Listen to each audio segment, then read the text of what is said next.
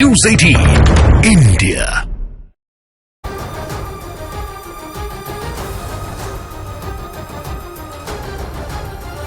नमस्ते, मैं हूं किशोर अजवाणी। घड़ी इशारा कर रही है 9 बजे रात का। वक्त 100 बात की एक बात का। 100 बात की एक बात में आज बिहार के सीएम नीतीश कुमार के इस्तीफा देकर बीजेपी के साथ जाने की अटकलों के बीच अगले 24 घंटे बेहद अहम हो सकते हैं। मराठा आरक्षण की मांग कर रहे लाखों लोगों ने नवी मुंबई में डेरा डालकर महाराष्ट्र सरकार को 24 घंटे का फाइनल अल्टीमेटम दे दिया। मौसम विभाग ने उत्तर भारत के लिए अगले 5 दिनों तक भीषण ठंड और घने कोहरे का अलर्ट जारी कर दिया। और कर्तव्य पथ पर हुई परेड में देश की महिला शक्ति की झलक दुनिया ने देखी, जब पहली बार तीनों सेनाओं की ओर से महिलाओं की टुकड़ी ने परेड में हिस्सा लिया। बड़ी खबर आई महाराष्ट्र से। मराठा आरक्षण की मांग कर रहे मनोज जरांगे पाटिल ने राज्य सरकार को 24 घंटे का अल्टीमेटम दे दिया। मुंबई के करीब नवी मुंबई में अपने हजारों समर्थकों के साथ पहुंचे मनोज जरांगे पाटिल ने राज्य सरकार को चेतावनी दी कि अगर 24 घंटे के अंदर सरकार ने उनकी मांगें न मानी तो अपने समर्थकों के साथ वो मुंबई कूच करेंगे। फिलहाल उन्हें नवी मुंबई में रोका गया है। वो 26 जनवरी यानी मुंबई में एक बड़ा विरोध 26 जनवरी यानी मुंबई में एक बड़ा विरोध प्रदर्शन करने वाले थे, और जब उन्हें मुंबई पहुंचने की इजाजत नहीं मिली तो उन्होंने नवी मुंबई में ही इस प्रदर्शन की शुरुआत कर दी। नवी मुंबई में मनोज जरांगे पाटिल ने भूख हड़ताल का ऐलान कर दिया। उन्होंने महाराष्ट्र सरकार को मराठा आरक्षण पर फैसला लेने के लिए 24 घंटे का अल्टीमेटम दिया। और जैसे ही मनोज जरांगे पाटिल ने यह ऐलान किया, उनके हजारों समर्थकों ने एक साथ हुंकार भरी। नवी मुंबई में हुए इस विरोध प्रदर्शन को जिसने भी देखा बस देखता रह गया, क्योंकि मराठा आरक्षण की मांग कर रहे मनोज जरांगे पाटिल एक ट्रक की छत पर खड़े दिखाई दिए। उनके चारों तरफ उनके समर्थक नजर आए, समर्थक भी इतने कि गिनना मुश्किल हो जाए। भीड़ इतनी ज्यादा है कि इन्हें काबू करना काफी ज्यादा मुश्किल जो है वो हो जाएगा। वही लगातार नारेबाजी हो रही है। नवी मुंबई के शिवाजी चौक पर छत्रपति शिवाजी महाराज की मूर्ति के आगे मनोज जरांगे पाटिल खड़े दिखे और उनके समर्थक बस इसी बात का इंतजार कर रहे थे कि आखिर सरकार ने उनकी मांग पर क्या जवाब दिया। इससे पहले कि वो कुछ बोलते, उनके समर्थकों ने नारेबाजी शुरू कर दी। छत्रपति शिवाजी महाराज की जय, एक मराठा। इसके बाद जैसे ही मनोज जरांगे पाटिल ने हाथ में माइक थामा, उनके समर्थक जोश से भर गए। उन्हें सुनने के लिए कोई दीवारों पर चढ़ा दिखा तो किसी ने बड़ी बड़ी गाड़ियों की छतों पर डेरा जमा लिया। भीड़ ऐसी कि जहां तक निगाह गई लोग ही लोग नजर आए। मराठा आरक्षण का समर्थन करने वाले लोगों ने पूरे के पूरे शिवाजी चौक को घेर लिया और वहां पैर रखने की जगह तक नहीं बची। मनोज जरांगे पाटिल से महाराष्ट्र सरकार ने एक प्रतिनिधिमंडल ने इस बारे में बातचीत भी की और उसी बातचीत के बारे में अपने समर्थकों को बताने के लिए वो उस ट्रक की छत पर जाकर खड़े हो गए और फिर उन्होंने ऊपर चढ़कर चांदी की एक गदा हवा में लहराई। ऐसा करके उन्होंने सांकेतिक रूप से यह ऐलान किया कि अब आर पार की लड़ाई होगी, और फिर सरकार को 24 घंटे का अल्टीमेटम देते हुए उसी ट्रक पर भूख हड़ताल पर बैठ गए। इस बीच ये चर्चा भी तेज हो गई कि हजारों की तादाद में उनके समर्थक मुंबई की तरफ कूच कर सकते हैं। यहाँ से ये जो क्राउड है, ये जो मराठाज हैं, मुंबई जाएंगे या नहीं जाएंगे, उसका अंतिम फैसला अब मनोज जरांगे पाटिल लेंगे। इसके बाद तो नवी मुंबई की तरह ही मुंबई के आजाद मैदान की तरफ भी मनोज जरांगे पाटिल के समर्थकों की भीड़ चल पड़ी। मुंबई में भी जहां तहां सिर पर भगवा रंग की टोपी पहने लोग सड़कों पर उतरने लगे। उन्होंने ये दावा किया कि मनोज जरांगे पाटिल जल्द ही नवी मुंबई से मुंबई की तरफ निकलने वाले हैं। और इसी वजह से मुंबई में भी हलचल बढ़ गई, क्योंकि इतनी भारी तादाद में आए लोगों को संभालना कोई बच्चों का खेल नहीं है। मुंबई पुलिस ने पहले से ही वहां अपनी तैयारियां पुख्ता करनी शुरू कर दी, क्योंकि मराठा आरक्षण की मांग कर रहे मनोज जरांगे पाटिल के समर्थकों ने सड़कों पर भगवा झंडे लहराने शुरू कर दी। वहां उनके समर्थन में खड़े कुछ लोगों ने मुंबई के आजाद मैदान में एक बड़ा सा स्टेज भी बना दिया। मुंबई के आजाद मैदान में यहाँ पे तैयारियां भी की जा रही हैं। आप देखिए कि एक बड़ा सा स्टेज यहाँ पर बनाया जा रहा है और वहां धीरे धीरे पूरे महाराष्ट्र से लोगों का जुटना शुरू हो गया। इसे देखते हुए पुलिस की टीमें भी सतर्क हो गई। आजाद मैदान की तरफ जाने वाले रास्तों को बैरिकेडिंग कर बंद कर दिया गया। वहां गाड़ियों के आने जाने पर रोक लगा दी गई, लेकिन लोग पैदल ही उस तरफ जाते नजर आए। इसके बाद तो मुंबई के कई इलाकों की सूरत बदल गई, और अगर कुछ सुनाई दिया तो वो थे मराठा आरक्षण के समर्थन में नारे। मुंबई की सड़कों पर यह हंगामा बगैर मनोज जरांगे पाटिल के ही मचा हुआ था, क्योंकि उन्होंने तो ये ऐलान किया कि वो सरकार को 24 घंटे का वक्त दे रहे हैं और तब तक वो अपने समर्थकों के साथ नवी मुंबई में ही रुकेंगे।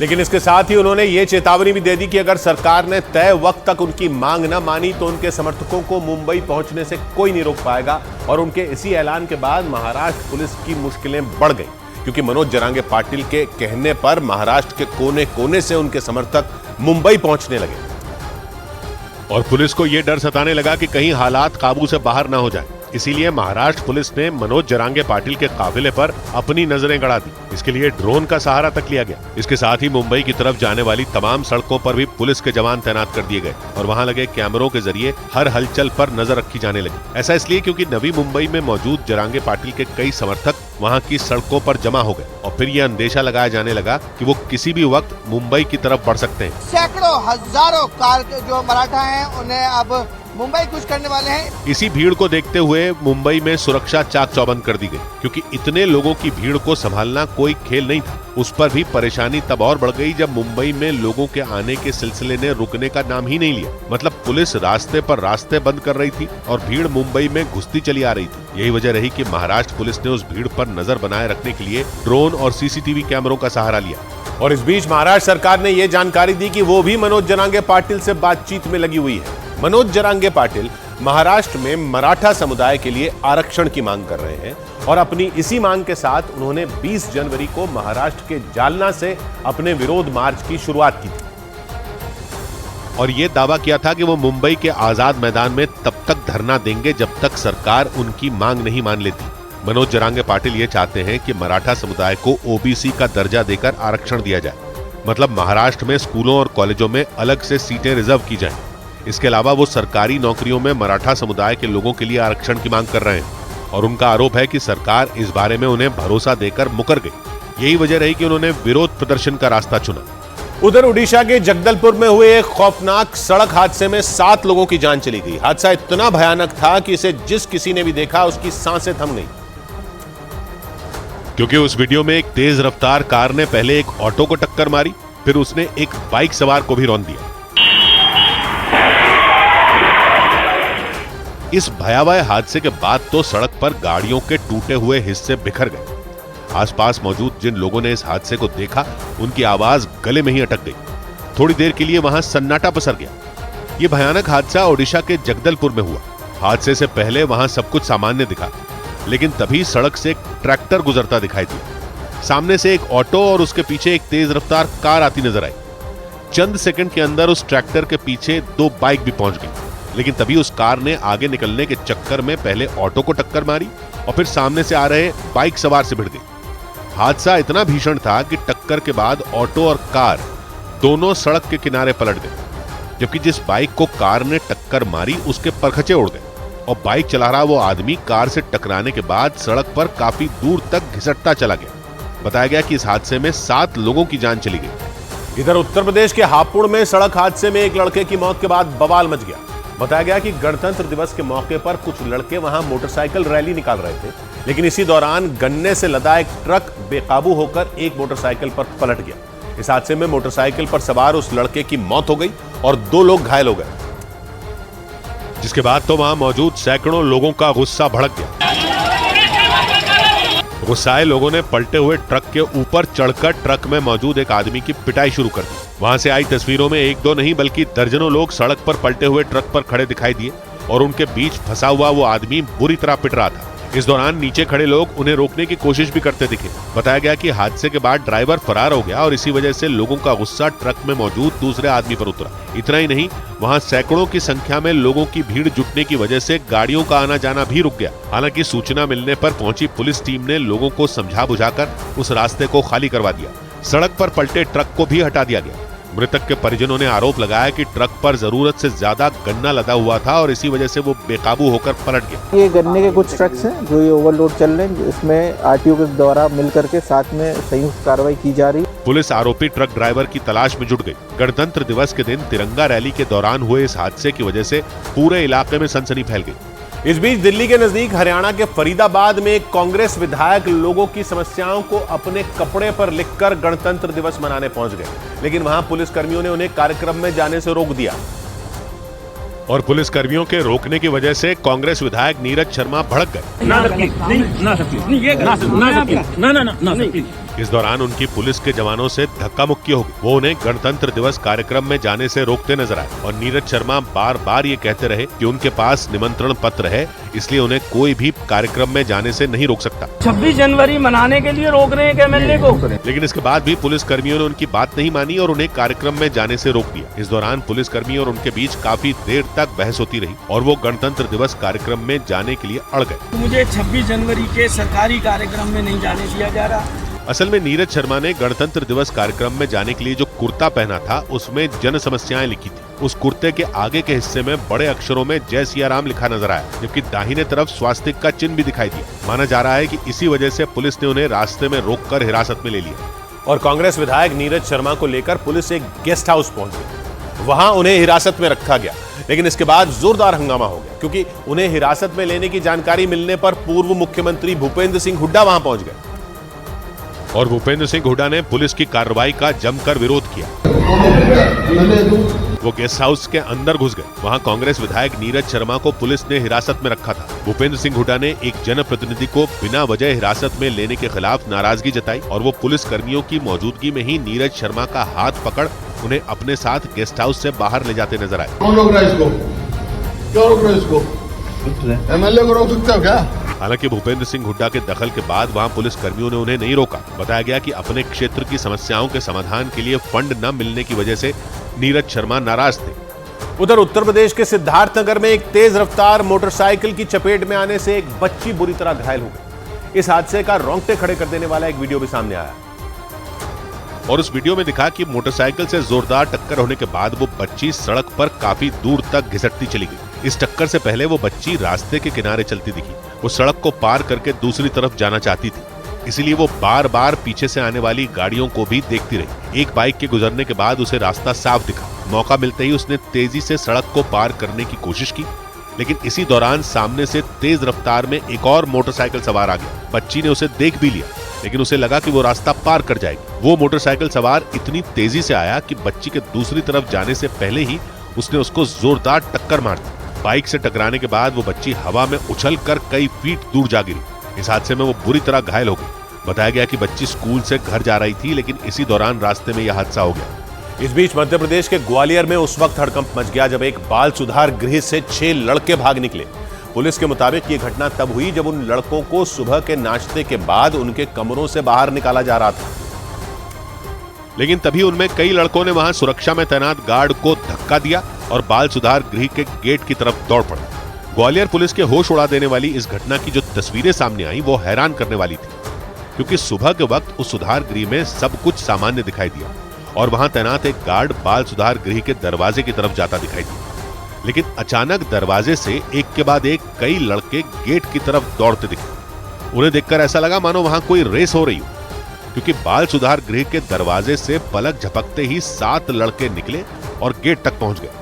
उनमें एक वहां लगे गेट पर चढ़कर बाहर कूदा तो बाकी के 5 लड़कों ने दीवार फांदी। सब कुछ इतनी जल्दी में हुआ कि सुधार गृह के स्टाफ को कुछ समझ आने से पहले ही कई लड़के आंखों से ओझल हो गए। लेकिन एक लड़का ऐसा नहीं कर पाया, क्योंकि उसके पीछे दौड़े गार्ड ने उसकी टांग पकड़ ली और उसे अंदर की तरफ खींच लिया। और इसके बाद वहां खलबली मच गई, क्योंकि दिन दहाड़े 6 आरोपी उस बच्चों की जेल बाल सुधार गृह यानी बच्चों की जेल से भाग गए।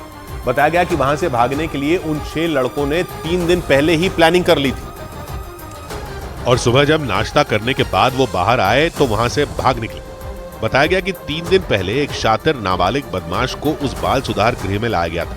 इसके बाद जब 22 जनवरी की शाम को उन लड़कों को बाहर मैदान में लाया गया, तभी उन्होंने भागने के लिए पूरा प्लान तैयार कर लिया था। पुलिस के मुताबिक सीसीटीवी वीडियो खंगाले गए तो पिछले 3 दिनों में उन लड़कों के हाव भाव बदले नजर आए। उनको जब भी कमरों से बाहर लाया जाता था, वो उस बाल सुधार गृह के गेट के पास वाली दीवार के पास ही नजर आते थे और इसके बाद सुबह मौका देखकर उन्होंने अपनी प्लानिंग को अंजाम दिया और वहां से भाग निकले।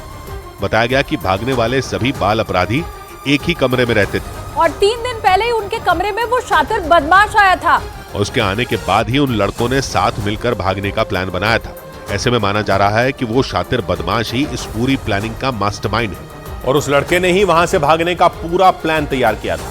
बताया गया कि बाल सुधार गृह से भागे सभी 6 लड़कों में 3 पर हत्या के आरोप हैं, जबकि बाकी भी संगीन अपराधों में शामिल रहे हैं। और इसीलिए उनके भागते ही पूरे ग्वालियर में हड़कंप मच गया। मामले की जानकारी मिलते ही उस बाल सुधार गृह में बड़े पुलिस अधिकारियों का जमावड़ा लग गया। तो अंदर से भक्के आए और मेरे धक्का मारा तो मैं गिर पड़ा और वो भक्के वो दीवार फांद के भी निकल गए। भागने वाले 6 लड़कों में 4 हत्या के आरोपी बताए गए, जबकि बाकी 2 पर अपहरण और अवैध वसूली समेत कई संगीन आरोप हैं। बाल सुधार गृह एक तरह की जेल है, लेकिन वहां नाबालिग आरोपियों को सुधारने की कोशिश की जाती है और इसीलिए जब सुधार गृह से वो 6 लड़के भागे तो पुलिस के होश उड़ गए। 7 लोग भागने की कोशिश किया, उसमें से 6 लोग सफल भी हो गया, एक बीच में पकड़ा गया। पुलिस उन लड़कों से मिलने आए लोगों की जांच में जुट गई। साथ ही आरोपियों की तलाश में उनके परिवार और दोस्तों के घर पर भी दबिश दी गई। इधर महाराष्ट्र के पुणे में एक पानी की टंकी के उद्घाटन को लेकर कांग्रेस के लोग पुलिस वालों से भिड़ गए। ये पूरा बवाल तब हुआ जब उस पानी की टंकी के लिए जगह देने वाले कांग्रेस नेता को उद्घाटन में नहीं बुलाया गया। इसी बात पर कांग्रेस के समर्थक भड़क गए। इसके बाद विरोध जताने के लिए बड़ी संख्या में कांग्रेस के कार्यकर्ता उद्घाटन समारोह में पहुंच गए और जैसे ही पुलिस के लोगों ने उन्हें आगे जाने से रोका, वो लोग उनसे ही भिड़ गए। कुछ लोग तो पुलिस वालों के साथ हाथापाई पर उतर आए। इस पूरी घटना का जो वीडियो सामने आया उसमें कांग्रेस कार्यकर्ताओं की भीड़ पुलिस वालों के साथ बहस करती दिखाई दी। उनमें एक आदमी तो पुलिस के एक अधिकारी को उंगली दिखाकर उन पर भड़कता नजर आया। इस दौरान वहां मौजूद अधिकारी उन लोगों को समझाने की कोशिश करते रहे, उनसे हंगामा रोकने और वहां से लौटने की अपील भी की गई, लेकिन लाख समझाने के बाद भी कांग्रेस के समर्थक नहीं माने। वो लोग वहीं डटे रहे और उन्होंने वहां नारेबाजी शुरू कर दी।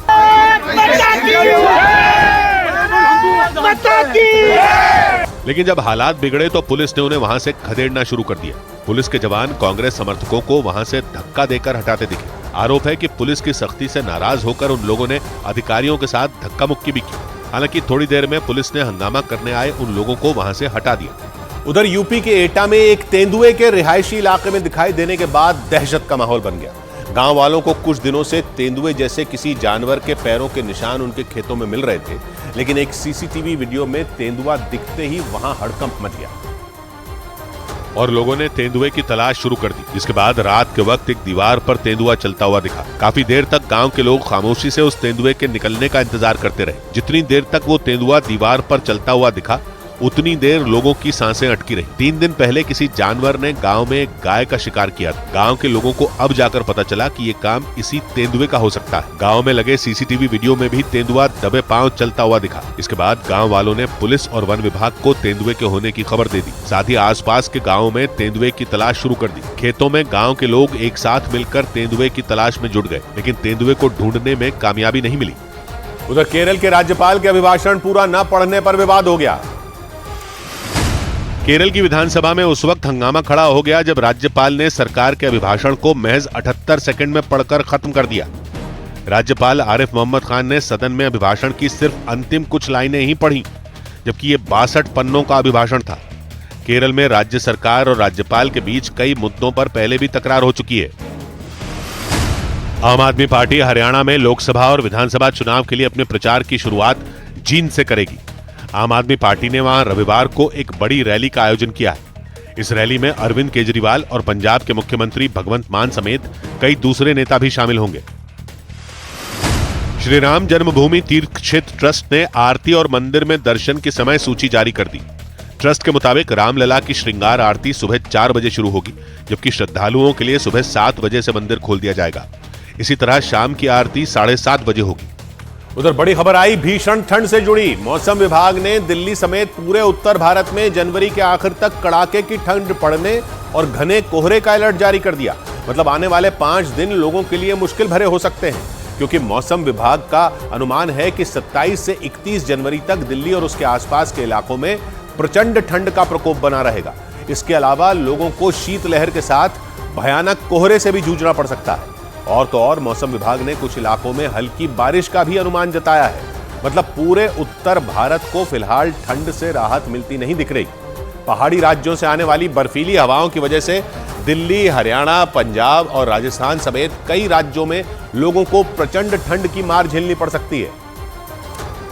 लेकिन परेशानी यह है कि हाड़ कपा देने वाली ठंड के साथ लोगों को भयानक कोहरे का भी सामना करना पड़ सकता है, क्योंकि मौसम विभाग का अनुमान है कि दिल्ली समेत पूरे उत्तर भारत में अगले कुछ दिन तक घना कोहरा पड़ सकता है। ऐसा कोहरा जिसमें सड़क पर निकलने का मतलब अपनी जान को दांव पर लगाना होगा।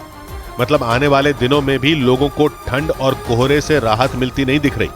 मौसम विभाग ने जो अलर्ट जारी किया उसके मुताबिक 27 से 31 जनवरी तक दिल्ली, हरियाणा, पंजाब, हिमाचल प्रदेश, राजस्थान, उत्तर प्रदेश, मध्य प्रदेश और बिहार में भीषण ठंड का दौर जारी रह सकता है।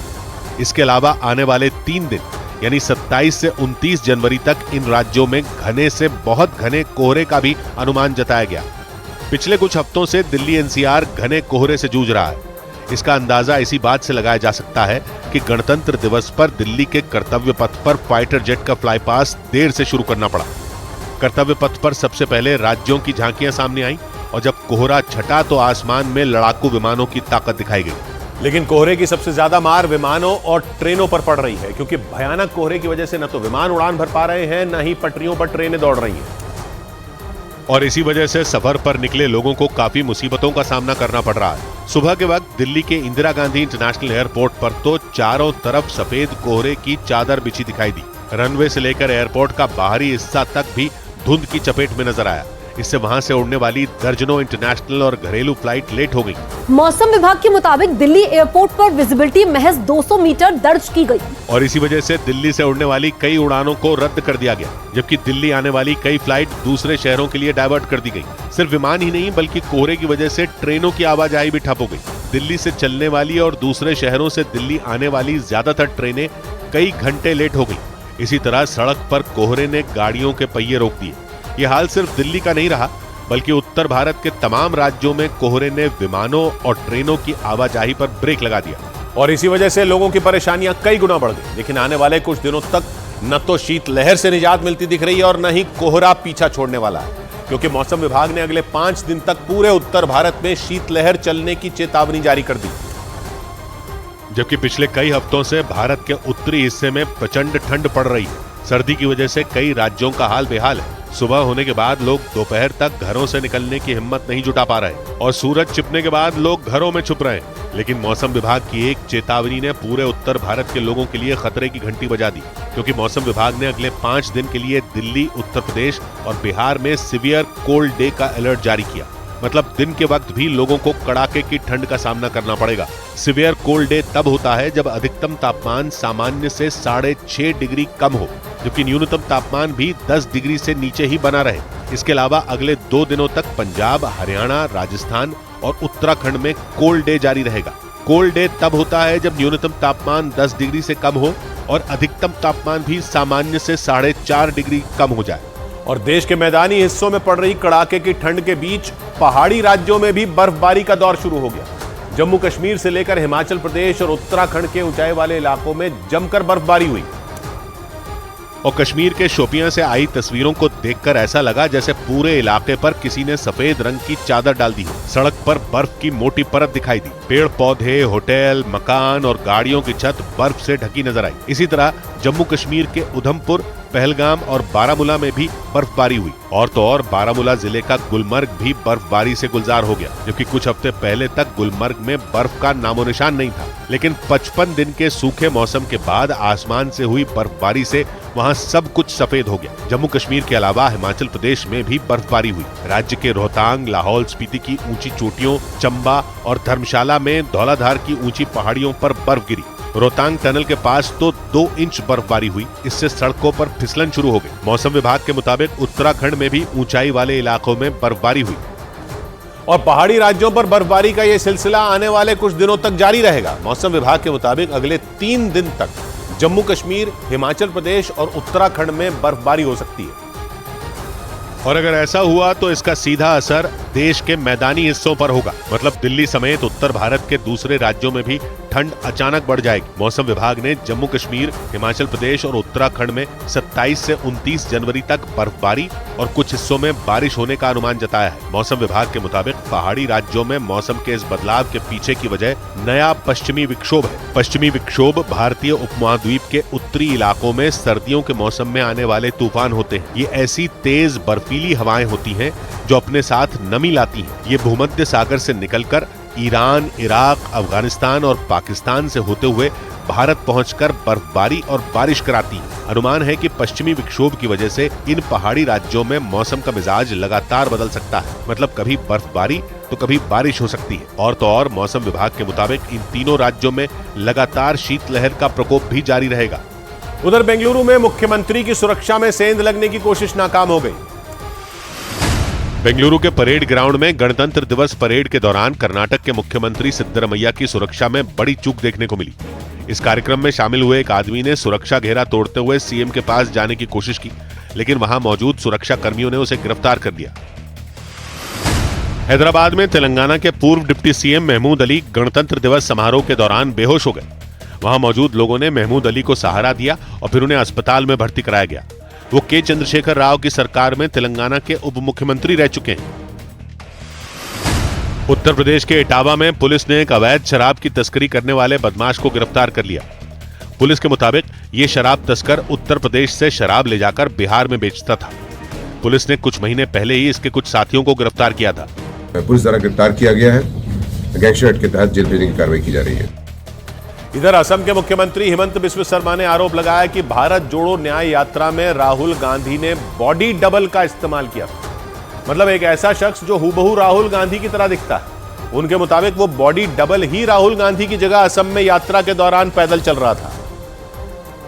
और उन्होंने ये दावा एक मीडिया रिपोर्ट के हवाले से किया। हिमंत बिस्व शर्मा ने आरोप लगाया कि असम में राहुल गांधी की जो यात्रा निकली उसमें उन्होंने अपने हमशक्ल का इस्तेमाल किया। असम के सीएम के मुताबिक उस यात्रा की बस में राहुल की जगह आगे की सीट पर उनका बॉडी डबल बैठा था। बॉडी डबल यूज किया था बास में। मतलब बास का सामने जो राहुल गांधी को दिखाई देते हैं वो राहुल नहीं होता। इस दौरान उन्होंने एक तस्वीर दिखाते हुए ये दावा भी किया कि बरपेटा में 2 दिन पहले राहुल ने जो रैली की उसमें भी राहुल गांधी की जगह उनका यही डुप्लीकेट था। ये सामने जो लोग बैठा है उसको राहुल गांधी नहीं लगते, दूर से राहुल गांधी लगते हैं। इस दौरान उन्होंने ये दावा भी किया कि राहुल गांधी अपनी बस में बनाए गए खास कमरे में बैठे रहते हैं और उस कमरे में सिर्फ उनके करीबी नेताओं को जाने की इजाजत होती है। राहुल गांधी की भारत जोड़ो न्याय यात्रा 22 जनवरी को असम में दाखिल हुई थी और तभी से राहुल असम के सीएम हिमंत बिस्व शर्मा के निशाने पर है। यहाँ तक कि उनके निर्देश पर राहुल गांधी के खिलाफ केस भी दर्ज कर लिया गया था। उधर दक्षिण कोरिया में एक महीने के अंदर एक और बड़े नेता पर हमला हो गया। वहां कुछ दिन पहले ही विपक्षी दल के नेता पर बुसान शहर में हमला हुआ था और अब वहां की सांसद बे ह्यून जिन को राजधानी सोल में एक सिरफिरे ने शिकार बना लिया और उस हमलावर ने सांसद बे ह्यून जिन के सिर पर पत्थरों से दनादन कई बार कर दिए। वीडियो में बे ह्यून जिन उस लड़के के साथ एक कमरे में आती दिखी। सब कुछ सामान्य था और फिर अचानक उस सिरफिरे ने अपने हाथ में लिए नुकीले पत्थर से उनके सिर पर वार कर दिया। जब तक वो कुछ समझ पाती वो हमलावर उन पर हावी हो गया। वो लगातार वार करता गया। इसका असर ये हुआ कि बे ह्यून जिन जमीन पर गिर पड़ी। इसके बाद तो वो हमलावर उनके ऊपर चढ़कर बैठ गया और उनके सिर पर निशाना लगाकर पत्थर मारता गया। इस दौरान उस कमरे में मौजूद एक छोटे से दरवाजे से एक शख्स बाहर आया। उसने उस हमलावर को रोकने की कोशिश भी की, लेकिन उस हमलावर पर तो जैसे खून सवार था और वो लगातार वार करता गया। इसके बाद मदद के लिए आया वो लड़का भागकर दोबारा उस कमरे के अंदर गया और अपने साथ कुछ और लोगों को लेकर आया। फिर उन लोगों ने किसी तरह बे ह्यून जिन के ऊपर लदे उस हमलावर को धक्का देकर अलग किया। लेकिन तब तक दक्षिण कोरिया की सत्ताधारी पार्टी की सांसद बे ह्यून जिन का काफी खून बह चुका था। बताया गया कि सांसद पर हमला करने वाला वो लड़का सिर्फ 15 साल का है। हालांकि हमले को अंजाम देते ही पुलिस ने उसे गिरफ्तार कर लिया, लेकिन एक महीने के अंदर दक्षिण कोरिया के दूसरे राजनेता पर हुए इस तरह के हमले ने दहशत मचा दी, क्योंकि कुछ दिन पहले ही वहां विपक्षी दल के नेता ली जेम्युंग पर एक जानलेवा हमला हुआ था। दक्षिण कोरिया के बुसान शहर में एक आदमी ने सरेआम ली जेम्युंग की गर्दन पर चाकू से हमला बोल दिया था। वो हमलावर ऑटोग्राफ लेने के बहाने उनके पास आया था और अचानक उसने अपने पास रखे चाकू से उनकी गर्दन पर वार कर दिया था। इस बार इसी तरह का हमला सत्ताधारी पार्टी की सांसद बे ह्यून जिन पर हुआ। फर्क सिर्फ इतना था कि इस बार हमलावर के हाथों में चाकू की जगह नुकीला पत्थर था। हालांकि दक्षिण कोरिया में ऐसे हमले पहले भी हो चुके हैं। वहां 2022 में विपक्षी नेता सोंग गिल पर एक रैली के दौरान हथौड़े से हमला हुआ था। इससे पहले 2006 में पूर्व राष्ट्रपति पार्क गेन हे पर भी चाकू से वार किए गए थे। और सिर्फ राजनेता ही नहीं, बल्कि 2015 में तो दक्षिण कोरिया में मौजूद अमेरिकी राजदूत पर भी हमला हो गया था। और इन्हीं हमलों की लिस्ट में एक नया हमला जुड़ गया। हालांकि दक्षिण कोरिया की सरकार ने बताया कि बेह्यू जिन को वक्त रहते अस्पताल पहुंचा दिया गया और अब वो खतरे से बाहर है। उधर बिहार में बड़ा प्रशासनिक फेरबदल कर दिया गया। बिहार में सियासी हलचल के बीच बड़ी संख्या में आईएएस अधिकारियों का ट्रांसफर कर दिया गया। सरकार के निर्देश पर कई जिलों के डीएम बदल दिए गए तो कई विभागों के सचिवों का भी तबादला कर दिया गया। इसी कड़ी में पटना के डीएम चंद्रशेखर सिंह को हटाकर उनकी जगह शीर्षत कपिल को जिम्मेदारी दी गई। गणतंत्र दिवस के मौके पर उत्तर प्रदेश के मुख्यमंत्री योगी आदित्यनाथ ने लखनऊ में तिरंगा फहराया। इस दौरान उन्होंने उम्मीद जताई कि अगले 2 दशकों में भारत विकास के मामले में कई देशों को पछाड़ देगा। तो 2047 आने पर भारत दुनिया के विकसित देशों की श्रृंखला में खड़ा होगा। यूनाइटेड किंगडम के किंग चार्ल्स III ने राष्ट्रपति द्रौपदी मुर्मू को चिट्ठी भेजकर गणतंत्र दिवस की बधाई दी। उन्होंने अपने खत में भारत और ब्रिटेन के मजबूत रिश्ते का भी जिक्र किया। उधर ब्रेकिंग न्यूज आ रही है नीतीश कुमार से जुड़ी। कांग्रेस के सूत्रों के हवाले से खबर है कि नीतीश कुमार को मनाने के लिए सोनिया गांधी उन्हें फोन कर सकती हैं। मतलब विपक्षी गठबंधन को टूटने से बचाने के लिए कांग्रेस अपने तुरुप के इक्के का इस्तेमाल करने की तैयारी में है, क्योंकि सूत्रों के मुताबिक आरजेडी अध्यक्ष लालू यादव के 5 बार फोन करने के बाद भी नीतीश कुमार ने उनसे बात नहीं की। इसलिए सूत्र ये दावा कर रहे हैं कि नीतीश को अपने पाले में लाने के लिए खुद सोनिया गांधी उन्हें फोन कर सकती हैं, क्योंकि बिहार में जिस तरह से उठापटक मची है उसे देखकर तो यही लग रहा है कि जेडीयू और आरजेडी के बीच सब कुछ ठीक नहीं है। इसलिए कहा जा रहा है कि अगले 24 घंटे बिहार की राजनीति के लिए बेहद अहम साबित होंगे। सूत्रों के मुताबिक बिहार की सियासत में अगले कुछ घंटों में बहुत बड़ा उलटफेर हो सकता है।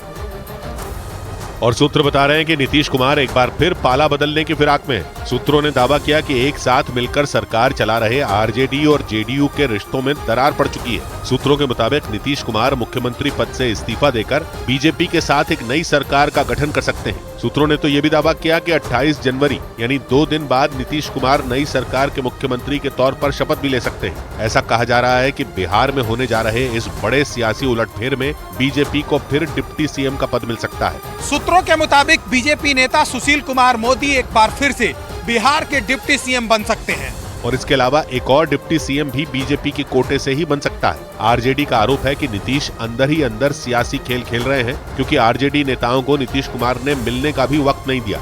यानी आरजेडी और नीतीश कुमार की पार्टी जेडीयू के बीच रिश्तों में खटास पड़ चुकी है और इस बात पर बिहार के राजभवन से सामने आई एक तस्वीर ने मोहर लगा दी। गणतंत्र दिवस के मौके पर बिहार के राज्यपाल की तरफ से दी गई चाय पार्टी में नीतीश अपने दल बल के साथ पहुंचे, जबकि डिप्टी सीएम तेजस्वी यादव ने इस कार्यक्रम से दूरी बना ली। यानी पटना में रहते हुए भी राज्यपाल के बुलावे पर वो राजभवन पहुंचे ही नहीं। राज्यपाल की तरफ से दी गई चाय पार्टी के दौरान एक ऐसी तस्वीर भी सामने आई जो बिहार में सत्ता चला रही दोनों पार्टियों के बीच की खाई को दिखाने के लिए काफी है। राजभवन के अंदर मुख्यमंत्री नीतीश कुमार अपनी कुर्सी पर बैठे दिखे। उनके बगल वाली कुर्सी खाली नजर आई। उस खाली कुर्सी पर तेजस्वी यादव के नाम की पर्ची चिपकाई गई थी, लेकिन जेडीयू नेता अशोक चौधरी उस कुर्सी के पास पहुंचे और उस पर लगी पर्ची को अपने हाथों से उखाड़ दिया। अशोक चौधरी बिना देर किए नीतीश कुमार के बगल में लगी उस कुर्सी पर बैठ गए और तेजस्वी यादव के नाम की पर्ची को नीतीश कुमार से बातचीत के दौरान लपेटते नजर आए। नीतीश कुमार और तेजस्वी यादव के बीच तल्खी गणतंत्र दिवस समारोह के दौरान भी दिखी, क्योंकि सीएम नीतीश कुमार और डिप्टी सीएम तेजस्वी यादव एक ही कार्यक्रम में होते हुए दूर दूर बैठे नजर आए, जबकि सीएम नीतीश कुमार के पास ही एक कुर्सी खाली थी। और इस तस्वीर के सामने आने के बाद सियासी गलियारों में तमाम तरह की अटकलें लगाई जाने लगी। इस बात की चर्चा तेज हो गई कि आरजेडी और जेडीयू की राहें बहुत जल्द अलग हो सकती हैं, क्योंकि जेडीयू ने अगले 2 दिन में अपने होने वाले सभी कार्यक्रम रद्द कर दिए। 28 जनवरी को होने वाली महाराणा प्रताप रैली भी रद्द कर दी गई। सूत्रों के मुताबिक बिहार में चल रही सियासी खींचतान के बीच नीतीश कुमार ने भी अगले 2 दिन के अपने सभी कार्यक्रम टाल दिए। सूत्रों के मुताबिक अगले विधानसभा चुनाव तक नीतीश कुमार बिहार के मुख्यमंत्री बने रहेंगे और बीजेपी के साथ मिलकर नई सरकार का गठन करेंगे। और सूत्रों ने बताया कि जेडीयू लोकसभा और विधानसभा चुनाव बीजेपी के साथ मिलकर लड़ेगी। यानी नीतीश कुमार एक बार फिर बीजेपी के साथ कदम ताल मिलाने वाले हैं। इसका इशारा बीजेपी की तरफ से भी मिलने लगा। तो राजनीतिक क्षेत्र में दरवाजा तो कभी बंद होता नहीं है। और खबर है कि नीतीश कुमार आरजेडी और कांग्रेस दोनों से नाराज है। लालू यादव की बेटी रोहिणी आचार्य की सोशल मीडिया पोस्ट के बाद तो नीतीश कुमार के सब्र का बांध टूट गया। हालांकि रोहिणी ने अपनी पोस्ट में नीतीश कुमार या जेडीयू का नाम तक नहीं लिया था, लेकिन लालू की बेटी की पोस्ट ने जेडीयू और आरजेडी के बीच चल रहे शीत युद्ध की आग में ही घी डालने का काम किया। सूत्र बताते हैं कि नीतीश ने आरजेडी से अपनी राहें अलग करने का प्लान बनाया तो लालू की पार्टी ने भी बिहार विधानसभा में बिना जेडीयू के बहुमत का आंकड़ा जुटाने की तैयारी शुरू कर दी। और सूत्रों के मुताबिक सबसे पहले पासा पूर्व मुख्यमंत्री जीतन राम मांझी की तरफ फेंका गया। जीतन राम मांझी की पार्टी हिंदुस्तानी आवाम मोर्चा के पास 4 विधायक हैं। सूत्रों के मुताबिक इसीलिए आरजेडी ने उन्हें अपने पाले में लाने का ऑफर दिया।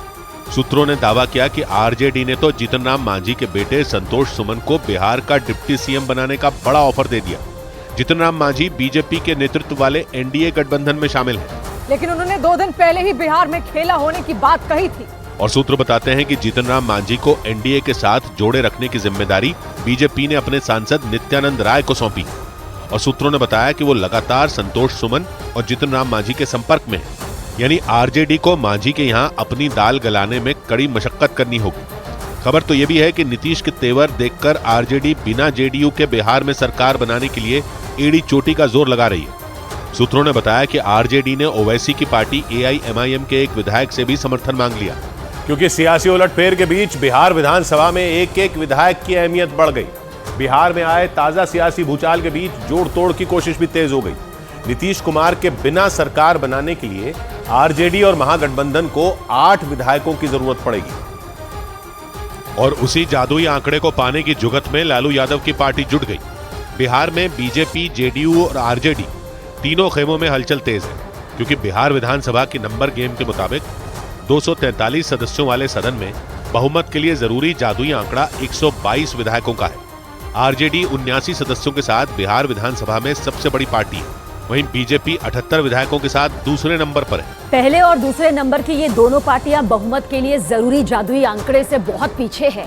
यही वजह रही कि चुनाव के ठीक बाद बीजेपी ने नीतीश कुमार के 45 विधायकों के साथ मिलकर सरकार बना ली और उन्हें मुख्यमंत्री बना दिया था। लेकिन नीतीश ने बाद में आरजेडी का दामन थाम लिया था। सूत्रों के मुताबिक अब एक बार फिर नीतीश कुमार और बीजेपी की सियासी गोटी फिट बैठती नजर आ रही है। तो वहीं बिहार में सत्ता के सिंहासन पर बैठने के लिए आरजेडी भी जोड़ तोड़ के खेल में जुट गई। और इसी वजह से आरजेडी जीतन राम मांझी और ओवैसी की पार्टी के विधायकों को अपने खेमे में मिलाने की कोशिश में जुट गई, क्योंकि आरजेडी, कांग्रेस और लेफ्ट तीनों के विधायकों की संख्या जोड़ दें तो महागठबंधन के कुल विधायकों की संख्या 114 तक पहुंच जाएगी। और विधायकों का यह आंकड़ा बहुमत के आंकड़े से सिर्फ 8 ही कम होगा। जीतन राम मांझी की पार्टी के 4 विधायक अगर आरजेडी के साथ जाते हैं तो महागठबंधन विधायकों का आंकड़ा 118 तक पहुंच जाएगा। इसमें एआईएमआईएम के एक विधायक को भी मिला दें तो संख्या 119 हो जाएगी, जो बहुमत से सिर्फ 3 कम होगी। यानी अगर जीतन राम मांझी की पार्टी के 4 और एआईएमआईएम का एक विधायक आरजेडी के साथ आ भी जाएं, तब भी तेजस्वी यादव सरकार नहीं बना पाएंगे, क्योंकि सरकार बनाने के लिए लालू यादव और तेजस्वी यादव को बीजेपी या जेडीयू के किले में सेंध लगानी होगी। लेकिन उससे भी बड़ी मुसीबत आरजेडी के लिए अपने खेमे को मजबूत रखने की है, क्योंकि सूत्रों के मुताबिक कांग्रेस के कई विधायकों के फोन नॉट रीचेबल हैं और सूत्रों के मुताबिक कांग्रेस के विधायकों पर बीजेपी की नजर है। और अगर कांग्रेस के किले में सेंध लगी तो कांग्रेस से भी बड़ा झटका आरजेडी के लिए होगा। और इसी से जुड़ी एक और ब्रेकिंग न्यूज आ रही है। सूत्रों के हवाले से खबर है कि विपक्षी गठबंधन के प्रधानमंत्री पद के उम्मीदवार के लिए नीतीश कुमार के नाम पर ममता बनर्जी तैयार नहीं थी, जबकि दावा है कि नीतीश कुमार प्रधानमंत्री पद के उम्मीदवार बनना चाहते थे। खबर है कि कांग्रेस इसके लिए तैयार भी थी और उसने गठबंधन में शामिल 13 पार्टियों को मना भी लिया था। लेकिन सूत्रों का दावा है कि नीतीश के नाम पर बंगाल की मुख्यमंत्री ममता बनर्जी तैयार नहीं हुई। कांग्रेस के सूत्र बताते हैं कि इसीलिए दिल्ली की बैठक में ममता बनर्जी ने अरविंद केजरीवाल के साथ मिलकर कांग्रेस अध्यक्ष मल्लिकार्जुन खड़गे का नाम पीएम पद के लिए आगे किया था, लेकिन कांग्रेस ने इससे इनकार कर दिया था। और माना जा रहा है कि इसी वजह से नीतीश कुमार ने विपक्षी गठबंधन से हटने का मन बना लिया। अरुण सिंह हमारे साथ जुड़ रहे हैं। अरुण, तो ये पीछे की कहानी ये पता चल रही है? देखिए, कहानी यही है कि नीतीश कुमार जिस पद पर उम्मीद लगाए बैठे थे कि कम से कम राष्ट्रीय स्तर पर उनको प्रधानमंत्री पद के रूप में प्रोजेक्ट किया जाएगा, उस पर ममता ने ब्रेक लगा दिया। उसके बाद देखिए घटनाक्रम देखिए कि ममता बनर्जी ने न सिर्फ नीतीश को आउट किया बल्कि खड़गे के नाम पर उन्होंने प्रपोज भी कर दिया और उसके साथ अरविंद केजरीवाल का साथ भी ले लिया। लेकिन इस पर भी बात नहीं बनी। तो बाद में देखिए कांग्रेस ने अब तक नीतीश कुमार के इनकार के बाद कांग्रेस ने अब तक मल्लिकार्जुन खड़गे का नाम संयोजक पद के लिए नहीं दिया, क्योंकि उसको लगता था कि इसी का बहाना बना के नीतीश कुमार जा सकते हैं इंडिया अलायंस से बाहर। इसलिए कांग्रेस भले ही फूक फूक के कदम रख रही थी, लेकिन नीतीश कुमार लगता है ऐसा कि मन बना चुके हैं और अब कोई बड़ा निर्णय लेने के लिए उन्होंने परसों जो है अपने पार्टी की बड़ी बैठक बुलाई है। शुक्रिया अरुण आपका। इधर ज्ञानवापी मामले में मुस्लिम पक्ष ने हिंदू पक्ष के दावे को नकार दिया। ज्ञानवापी मामले में मुस्लिम पक्ष के वकील ने बड़ा दावा किया। उन्होंने एएसआई की सर्वे रिपोर्ट का हवाला देकर दो टूक कहा कि वहां मंदिर होने के कोई सबूत नहीं मिले। उन्होंने संकेत दिया कि जल्द ही वो कोर्ट में चुनौती पेश कर सकते हैं। ज्ञानवापी मामले में एएसआई की सर्वे रिपोर्ट सार्वजनिक होने के बाद शिवलिंग और देवताओं की टूटी हुई कुछ प्रतिमाओं की तस्वीरें सामने आई। हिंदू पक्ष ने इस रिपोर्ट के मिलने के बाद दावा किया कि वहां मौजूद ढांचे से पहले मंदिर था। ज्ञानवापी मामले को लेकर उत्तर प्रदेश के डिप्टी सीएम केशव प्रसाद मौर्य ने बड़ा बयान दिया। एएसआई की सर्वे रिपोर्ट सामने आने के बाद उन्होंने उम्मीद जताई कि कोर्ट जल्द ही इस पर अपना फैसला सुना देगी। जैसे राम भक्तों का भरोसा था, वैसे शिव भक्तों का भी भरोसा है कि न्याय होगा। उधर राजस्थान के सीकर में गहनों की एक दुकान पर फायरिंग करने के आरोप में पुलिस ने 3 बदमाशों को गिरफ्तार कर लिया। एक रोज पहले शहर के एक इलाके में 2 बदमाशों ने गहनों की इस दुकान पर ताबड़तोड़ गोलियां चलाई और गोलियों की तड़तड़ाहट की वजह से पूरा इलाका थर्रा गया। इस घटना का जो वीडियो सामने आया उसमें रात के वक्त 2 बदमाश गहनों की एक दुकान के पास खड़े नजर आए।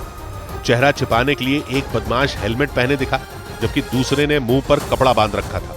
उनमें एक ने पहले गहनों की दुकान के अंदर ताक झांक की और फिर दोनों वहां से थोड़ी दूर चले गए, लेकिन अगले ही पल उन्होंने मौका देखकर पिस्तौल से दुकान पर गोलियों की बौछार कर दी। एक के बाद एक कई गोलियां दागने के बाद दोनों बदमाश वहां से दौड़ते हुए भाग निकले।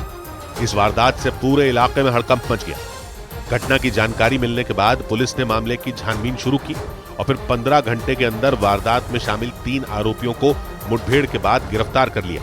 पुलिस ने दावा किया कि आपसी रंजिश की वजह से इस वारदात को अंजाम दिया गया था। इधर उत्तराखंड के जोशीमठ में एक कार के खाई में गिरने के बाद पुलिस के जवानों ने कुछ लोगों की मदद से घायलों का रेस्क्यू किया। यह हादसा तब हुआ जब औली से ऋषिकेश जाने के दौरान एक कार बेकाबू होकर कई फीट गहरी खाई में गिर गई और इस हादसे के बाद पुलिस ने कुछ लोगों की मदद से घायलों को उस खाई से बाहर निकाल लिया। इस रेस्क्यू ऑपरेशन का एक वीडियो भी सामने आया। उसमें वहां रहने वाले कई लोग घायलों को खाई से निकालने की कोशिश करते नजर आए, लेकिन उस गहरी खाई से घायलों को निकालना कोई आसान काम नहीं था। इसके बाद भी पुलिस और वहां रहने वाले लोगों ने हार नहीं मानी। लोगों ने एक दूसरे का हाथ थामा और फिर धीरे धीरे किसी तरह घायलों को ऊपर लाने में जुट गए। इस दौरान उन लोगों ने काफी सावधानी बरती, क्योंकि कार जिस खाई में गिरी थी वो कई फीट गहरी थी। मतलब वहां जरा सी चूक का मतलब मौत को दावत देना था। हालांकि कुछ घंटों की मेहनत के बाद उन लोगों ने हादसे में घायल 4 लोगों को बाहर निकाल लिया और उन्हें अस्पताल पहुंचाया। बताया गया कि कार सवार 4 लोग मध्य प्रदेश के जबलपुर के रहने वाले हैं और उनमें 2 की हालत गंभीर है। उधर कैलिफोर्निया में बाढ़ में 14 घंटे तक फंसी रही एक महिला का रेस्क्यू किया गया। वो महिला 14 घंटे तक एक पलटी हुई कार के ऊपर बैठी रही। बताया गया कि एक नदी को पार करने की कोशिश में उस महिला की कार पलट गई थी और वो अपनी जान बचाने के लिए उस पलटी हुई कार के ऊपर चढ़कर बैठ गई और करीब 14 घंटे के बाद रेस्क्यू टीम को उस महिला के वहां फंसे होने की जानकारी मिली। इसके बाद रेस्क्यू टीम हेलीकॉप्टर की मदद से वहां पहुंची और नदी के बीचों बीच फंसी उस महिला को बचाया। रेस्क्यू टीम का एक जवान रस्सी के सहारे उस हेलीकॉप्टर से नीचे उतरा और फिर उस महिला को भी रस्सी से बांध दिया। इसके बाद उस हेलीकॉप्टर में मौजूद रेस्क्यू टीम ने उन दोनों को ऊपर की तरफ खींचा और वो महिला सही सलामत बाहर आ गई। बताया गया कि एक दिन पहले उस महिला ने उस नदी को पार करने की कोशिश की थी, लेकिन उस महिला को उस नदी की गहराई का अंदाजा नहीं लगा। ऐसे में जब वो उस नदी के बीच पहुंची तो पानी की गहराई बढ़ने की वजह से उसकी गाड़ी पलट गई और वो वहीं फंसी रह गई। इधर अयोध्या में पर्यटकों को एक और बड़ा तोहफा मिला। अयोध्या आने वाले पर्यटक अब सरयू नदी में सोलर क्रूज का भी आनंद ले सकेंगे। वहां के गुप्तार घाट पर पहला सोलर क्रूज पहुंच गया। इस सोलर क्रूज को कोच्चि से कोलकाता के रास्ते बिहार होते हुए अयोध्या लाया गया। पंजाब के अमृतसर में बीएसएफ ने अंतर्राष्ट्रीय सीमा के नजदीक एक पाकिस्तानी ड्रोन बरामद किया। जांच में पता चला कि इस ड्रोन को चीन में बनाया गया था। खबर है कि सीमा पार से ड्रोन के जरिए ड्रग्स की सप्लाई करने का प्लान था। श्रीनगर में गणतंत्र दिवस पर भारतीय हज समिति ने झंडा फहराया। इस दौरान वहां मौजूद लोगों ने भारत माता की जय के नारे भी लगाए। उधर ईरान की राजधानी तेहरान के एक अस्पताल में भीषण आग लगने की वजह से हड़कंप मच गया और इससे वहां भर्ती सैकड़ों मरीजों की जान आफत में पड़ गई, क्योंकि उस अस्पताल की इमारत आग की लपटों से घिर गई। ऐसा लगा मानो कुछ मिनट में ही वो अस्पताल राख के ढेर में तब्दील हो जाएगा। क्योंकि वहां एक या दो मंजिल नहीं बल्कि भीषण आग ने एक साथ पूरी इमारत पर अपना कब्जा जमा लिया। आग इतनी भयंकर थी कि अस्पताल की खिड़कियों में लगे कांच चटक गए और टूट टूट कर नीचे गिरते नजर आए। वहां से आग की धधकती लपटें दूर दूर तक फैलती हुई दिखी। इस दौरान आग के बड़े गोले भी नीचे गिरते दिखाई दिए और वहां अंधेरे में सिर्फ आग की तेज रोशनी चमकती रही। बताया गया कि उस अस्पताल की इमारत में पहले निचले हिस्से में चिंगारी भड़की और कुछ ही देर में 2 से 3 मंजिल तक फैल गई और थोड़ी देर बाद तो आग इमारत के ऊपरी हिस्से में भी पहुंच गई। इस दौरान वहां अफरा तफरी मच गई क्योंकि ये तेहरान का बड़ा अस्पताल माना जाता है और वहां बड़ी संख्या में मरीज भर्ती थे। हालांकि आग की वजह से किसी के घायल होने की खबर सामने नहीं आई। इस बीच रूस में यूक्रेन के लिए जासूसी करने के आरोप में 2 लोगों को गिरफ्तार कर लिया गया।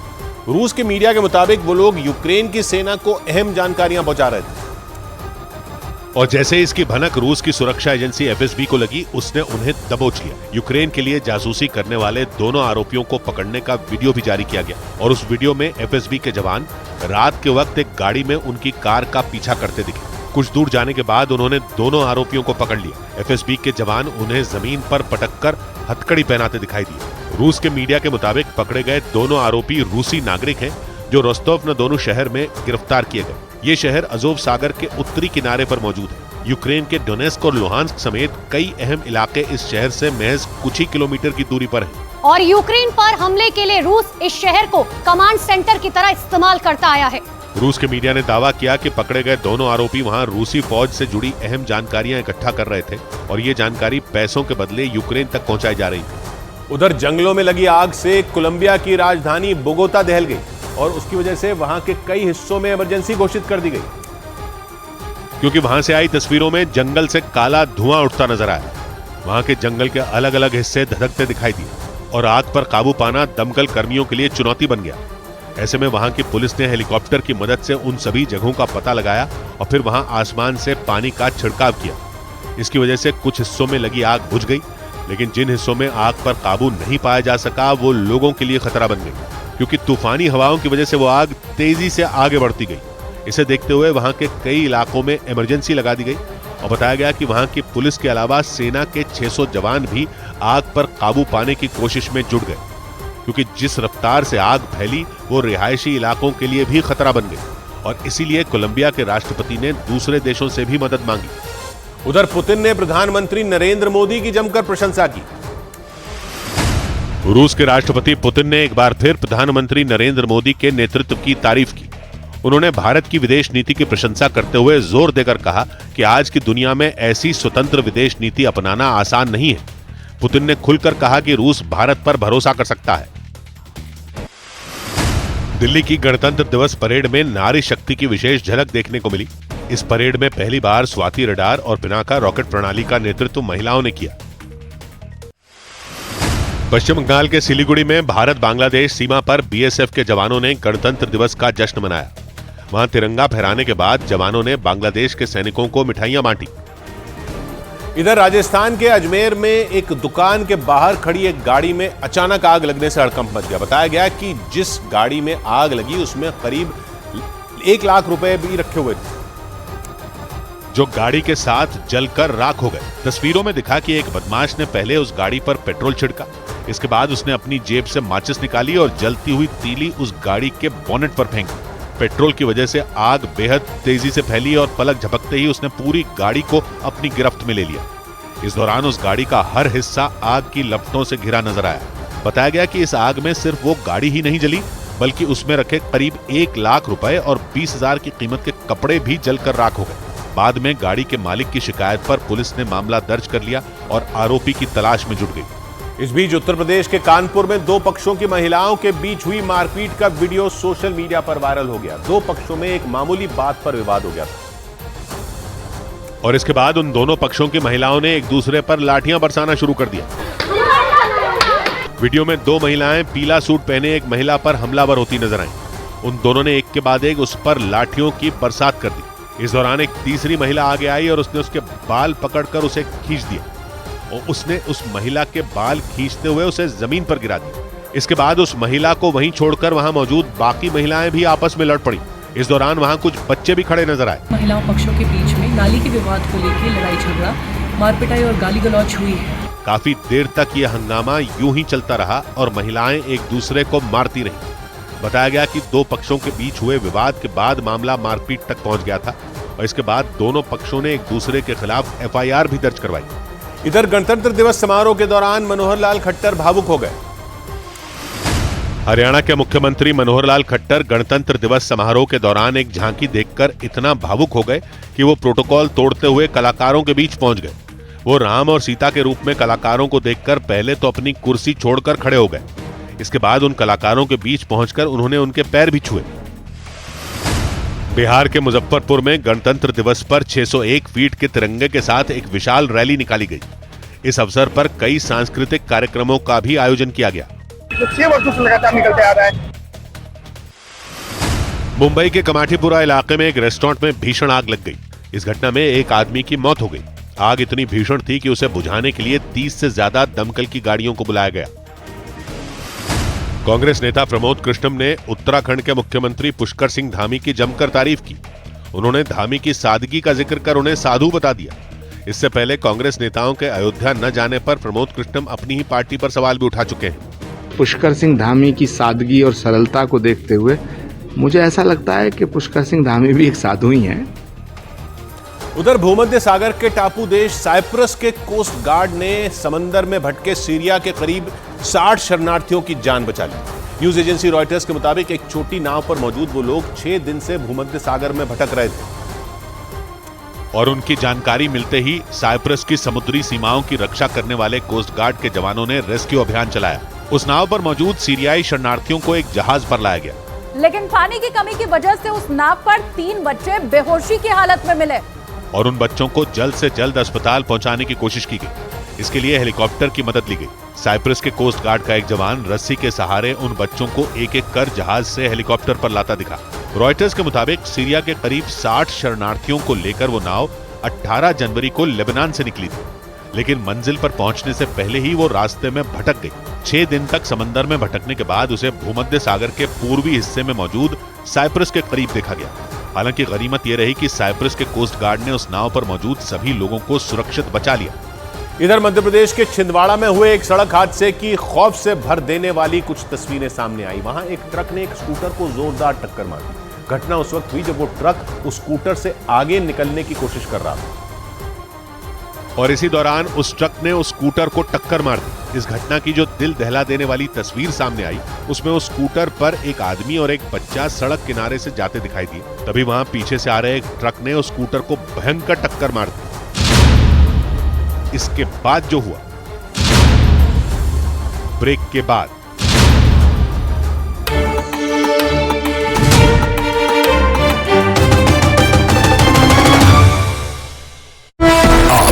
बड़ी खबर आई महाराष्ट्र से। मराठा आरक्षण की मांग कर रहे मनोज जरांगे पाटिल ने राज्य सरकार को 24 घंटे का अल्टीमेटम दे दिया।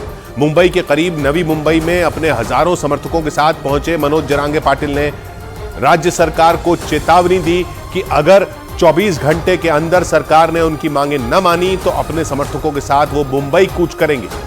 फिलहाल उन्हें नवी मुंबई में रोका गया है।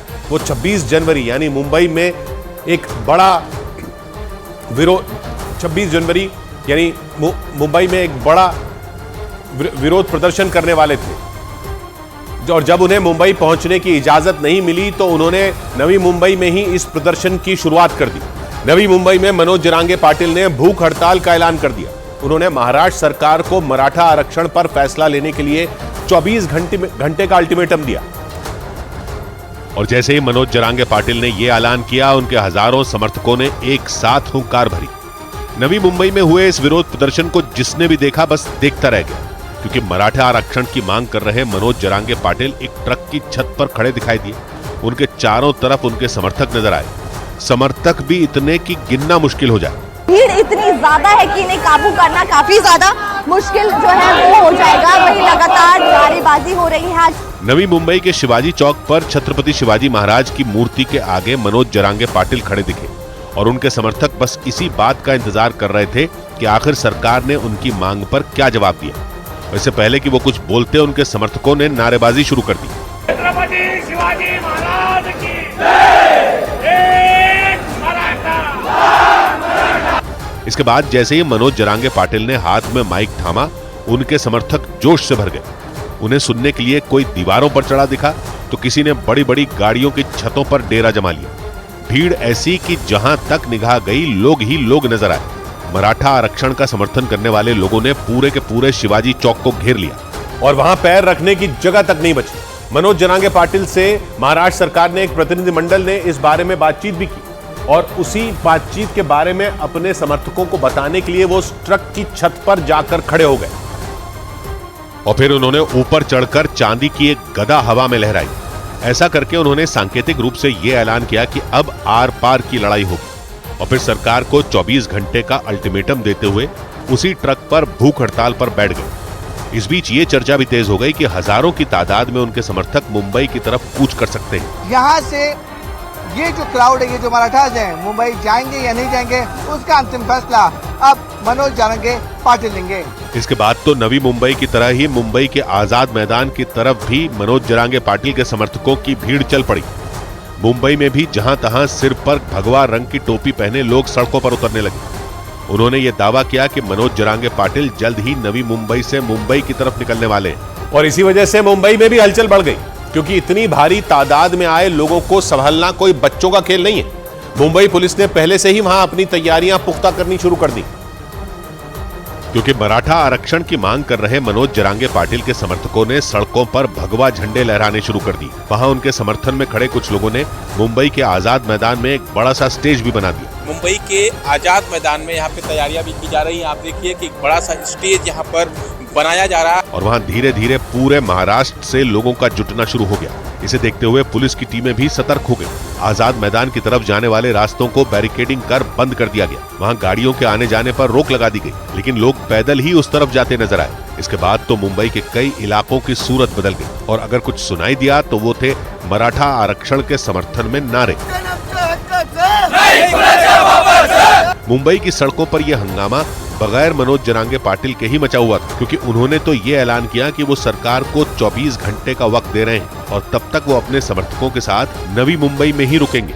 लेकिन इसके साथ ही उन्होंने ये चेतावनी भी दे दी कि अगर सरकार ने तय वक्त तक उनकी मांग न मानी तो उनके समर्थकों को मुंबई पहुंचने से कोई नहीं रोक पाएगा। और उनके इसी ऐलान के बाद महाराष्ट्र पुलिस की मुश्किलें बढ़ गई, क्योंकि मनोज जरांगे पाटिल के कहने पर महाराष्ट्र के कोने कोने से उनके समर्थक मुंबई पहुंचने लगे और पुलिस को यह डर सताने लगा कि कहीं हालात काबू से बाहर ना हो जाए। इसीलिए महाराष्ट्र पुलिस ने मनोज जरांगे पाटिल के काफिले पर अपनी नजरें गड़ा दी। इसके लिए ड्रोन का सहारा तक लिया गया। इसके साथ ही मुंबई की तरफ जाने वाली तमाम सड़कों पर भी पुलिस के जवान तैनात कर दिए गए और वहां लगे कैमरों के जरिए हर हलचल पर नजर रखी जाने लगी। ऐसा इसलिए क्योंकि नवी मुंबई में मौजूद जरांगे पाटिल के कई समर्थक वहां की सड़कों पर जमा हो गए और फिर यह अंदेशा लगाया जाने लगा कि वो किसी भी वक्त मुंबई की तरफ बढ़ सकते हैं। सैकड़ों हजारों कार जो मराठा हैं उन्हें अब मुंबई कूच करने वाले हैं। इसी भीड़ को देखते हुए मुंबई में सुरक्षा चाक चौबंद कर दी गई, क्योंकि इतने लोगों की भीड़ को संभालना कोई खेल नहीं था। उस पर भी परेशानी तब और बढ़ गई जब मुंबई में लोगों के आने के सिलसिले ने रुकने का नाम ही नहीं लिया। मतलब पुलिस रास्ते पर रास्ते बंद कर रही थी और भीड़ मुंबई में घुसती चली आ रही थी। यही वजह रही कि महाराष्ट्र पुलिस ने उस भीड़ पर नजर बनाए रखने के लिए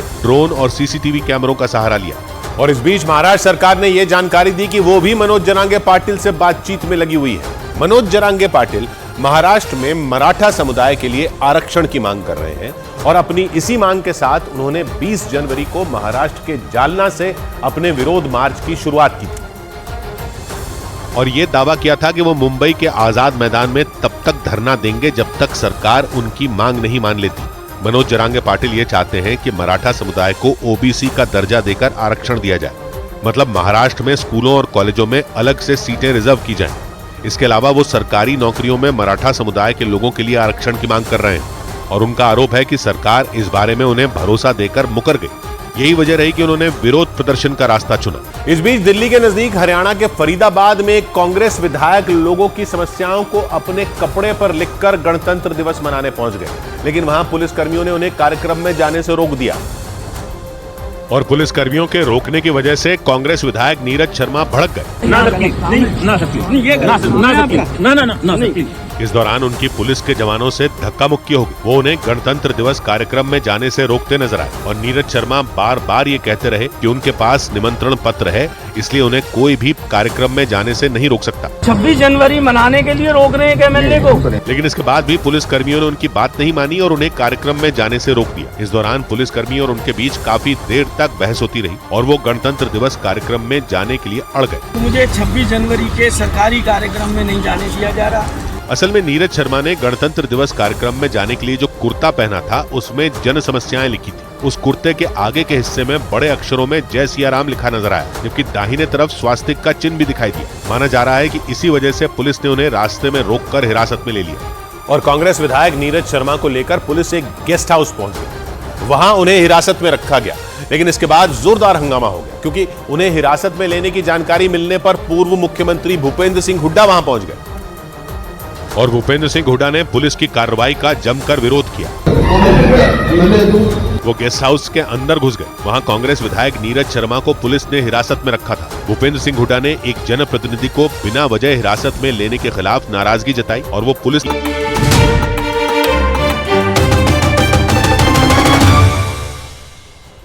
मध्य प्रदेश के छिंदवाड़ा में एक सड़क हादसे की खौफ से भर देने वाली कुछ तस्वीरें सामने आई। वहां एक ट्रक ने एक स्कूटर को जोरदार टक्कर मार दी।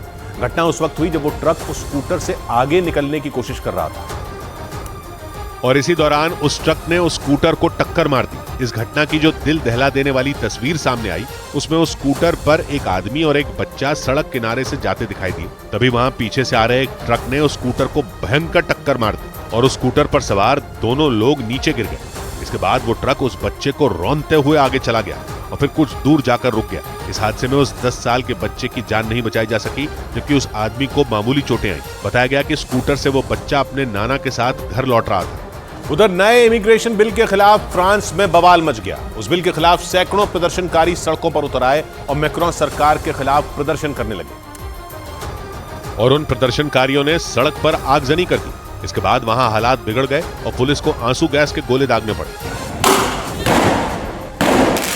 लेकिन प्रदर्शनकारियों पर इसका कोई असर नहीं हुआ और उन्होंने सरकार का विरोध जताने के लिए कई दुकानों में तोड़फोड़ भी कर दी। इसके बाद हालात पर काबू पाने के लिए चप्पे चप्पे पर पुलिस की तैनाती कर दी गई। वहां से आई एक तस्वीर में एक गाड़ी धू-धू कर जलती नजर आई। इसके बाद पुलिस और दमकल की टीम वहां पहुंची और आग बुझाई गई। नए बिल से फ्रांस में नागरिकता के नियम बदल जाएंगे और अनचाहे विदेशियों को डिपोर्ट करने की फ्रांस सरकार की ताकत बढ़ जाएगी, जिसकी वजह से फ्रांस के लोगों के लिए अपने परिवार के सदस्यों को वहां लाना मुश्किल हो जाएगा। इसीलिए हजारों प्रदर्शनकारियों ने सड़कों पर इस बिल के खिलाफ प्रदर्शन किया। उधर अमेरिका में पहली बार किसी दोषी को मौत की सजा देने के लिए नाइट्रोजन गैस इस्तेमाल की गई। अमेरिका में पहली बार किसी कैदी को नाइट्रोजन गैस सुंघाकर मौत की सजा दी गई। ये अलाबामा राज्य में हुआ, जहां हत्या के एक दोषी को नाइट्रोजन गैस सुंघाई गई। इसकी वजह से उसके शरीर में ऑक्सीजन की कमी हो गई और उसकी मौत हो गई। प्रधानमंत्री नरेंद्र मोदी ने पद्म पुरस्कारों से सम्मानित लोगों को बधाई दी। एक दिन पहले केंद्र सरकार ने 2024 के लिए पद्म पुरस्कारों का ऐलान किया। इनमें 5 पद्म विभूषण, 17 पद्म भूषण और 110 पद्मश्री पुरस्कार दिए जाएंगे। पद्म विभूषण पुरस्कार पाने वालों में एक्टर वैजयंतीमाला, चिरंजीवी और पूर्व उपराष्ट्रपति वेंकैया नायडू भी शामिल हैं। इतिहास में पहली बार फ्रांस के 4 लोगों को भी पद्म पुरस्कार दिए जाएंगे। एक दिन पहले ही उनके नाम का ऐलान किया गया। खास बात यह कि फ्रांस के राष्ट्रपति इमैनुअल मैक्रोन के भारत में मौजूद रहने के दौरान इसकी घोषणा की गई। इधर देश के 75वें गणतंत्र दिवस के मौके पर दिल्ली में कर्तव्य पथ पर भारत की महिला शक्ति की झलक दिखी। राष्ट्रपति द्रौपदी मुर्मू ने 75वें गणतंत्र दिवस के मौके पर तिरंगा फहराया और इसके बाद गणतंत्र दिवस कार्यक्रम की शुरुआत हो गई। सबसे पहले 100 महिला कलाकारों ने शंख, नगाड़े और दूसरे पारंपरिक वाद्य यंत्रों के साथ परेड का शुभारंभ किया। ऐसा गणतंत्र दिवस के इतिहास में पहली बार हुआ, क्योंकि अभी तक हमेशा गणतंत्र दिवस परेड की शुरुआत सेना के बैंड के साथ होती थी। इसके अलावा परेड में पहली बार तीनों सेनाओं की तरफ से महिला सिपाहियों की टुकड़ी एक साथ शामिल हुई। तीनों सेनाओं की महिला सिपाहियों की इस टुकड़ी की अगुवाई भारतीय सेना की कैप्टन संध्या राव ने की। इसके बाद भारत की तीनों सेनाओं में नर्सिंग सर्विस से जुड़ी 144 महिला सिपाहियों ने एक साथ कर्तव्य पथ पर कदम ताल किया। यह भी गणतंत्र दिवस के इतिहास में पहली बार हुआ। 75वें गणतंत्र दिवस के मौके पर भारत की मातृशक्ति की झलक झांकियों में भी नजर आई। वायुसेना और सेना के लिए रिसर्च करने वाली संस्था DRDO की झांकी में महिलाओं की बढ़ती भागीदारी को दर्शाया गया। लेकिन 75वें गणतंत्र दिवस पर महिला शक्ति की झलक ही दुनिया ने नहीं देखी, बल्कि 40 साल पहले बंद हो चुकी एक परंपरा को दोबारा शुरू किए जाने की भी चर्चा पूरे देश में होने लगी। क्योंकि गणतंत्र दिवस पर राष्ट्रपति द्रौपदी मुर्मू पारंपरिक बग्घी में बैठकर राष्ट्रपति भवन से कर्तव्य पथ तक पहुंची। 40 साल बाद कोई राष्ट्रपति इस बग्घी में बैठकर गणतंत्र दिवस समारोह में शामिल हुआ। 75वें गणतंत्र दिवस के चीफ गेस्ट फ्रांस के राष्ट्रपति इमैनुअल मैक्रों भी इसी बग्घी में सवार होकर कर्तव्य पथ पर पहुंचे। लाल रंग की इस बग्घी को खींचते हुए घोड़े और राष्ट्रपति की अंगरक्षक टुकड़ी जैसे ही कर्तव्य पथ पर पहुंची, 40 साल पहले बंद हो चुकी परंपरा की दोबारा शुरुआत हो गई। बीते 40 साल से गणतंत्र दिवस पर राष्ट्रपति कार के जरिए समारोह में शामिल होने आते थे। 1950 में पहले गणतंत्र दिवस पर इस बग्घी का इस्तेमाल किया गया था। तब देश के प्रथम राष्ट्रपति डॉक्टर राजेंद्र प्रसाद इसमें बैठे थे। 1984 तक ये परंपरा जारी रही, लेकिन पूर्व प्रधानमंत्री इंदिरा गांधी की हत्या के बाद से इस बग्घी की जगह हाई सिक्योरिटी वाली कार ने ले ली, क्योंकि बग्घी की जगह बुलेट प्रूफ कार के इस्तेमाल का फैसला सुरक्षा को देखते हुए लिया गया था। 75वें गणतंत्र दिवस के मौके पर फ्रांस के राष्ट्रपति इमैनुअल मैक्रों चीफ गेस्ट बने। उनके सामने फ्रांस में बने रफाल फाइटर जेट ने ताकत दिखाई और फ्लाई पास्ट के दौरान आसमान को चीरते हुए कई तरह के करतब दिखाए। 75वें गणतंत्र दिवस के मौके पर जब भारतीय वायुसेना के 6 रफाल विमान गरजे तो पूरी दिल्ली का आसमान इससे गूंज उठा। गणतंत्र दिवस समारोह में चीफ गेस्ट बनकर पहुंचे फ्रांस के राष्ट्रपति इमैनुअल मैक्रों भी रफाल की उड़ान पर बेहद खुश नजर आए। इस दौरान वो लगातार प्रधानमंत्री नरेंद्र मोदी से बातचीत करते भी दिखे। 30,000 फीट से ज्यादा की ऊंचाई पर भारतीय वायुसेना के लड़ाकू विमानों ने एक से बढ़कर एक फॉर्मेशन दिखाए। गणतंत्र दिवस समारोह में शामिल दर्शक आसमान की तरफ टकटकी लगाए वायुसेना के विमानों और हेलीकॉप्टरों के हैरान करने वाले करतब देखते रहे।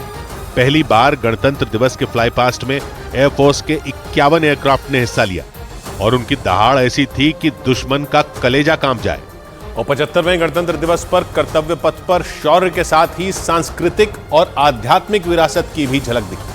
उत्तर प्रदेश की झांकी पर अयोध्या में बने राम मंदिर का मॉडल और रामलला विराजमान नजर आए। और जैसे ही ये झांकी कर्तव्य पथ पर आगे बढ़ी, वहां मौजूद सभी लोग एकटक उसकी तरफ देखने लगे। अयोध्या में बने भव्य राम मंदिर की थीम पर उत्तर प्रदेश की झांकी कर्तव्य पथ पर पूरी शान के साथ उतरी। झांकी के अगले हिस्से में राम मंदिर का मॉडल बना दिखा। उसके ठीक ऊपर रामलला धनुष और बाण लिए खड़े दिखाई दिए। कर्तव्य पथ पर उत्तर प्रदेश की झांकी पर विराजमान रामलला ने सभी का मन मोह लिया।